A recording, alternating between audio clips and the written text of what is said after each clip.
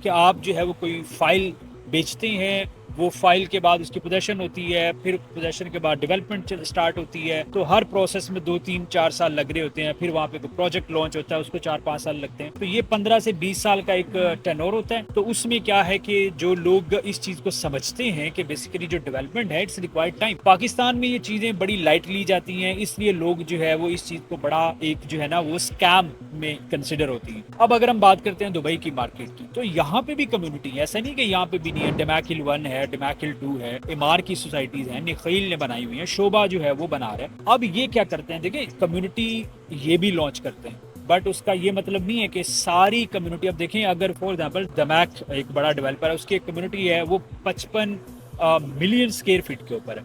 अब एक दिन में या एक साल में या 2 साल में या 5 साल में डेवलप नहीं हुई।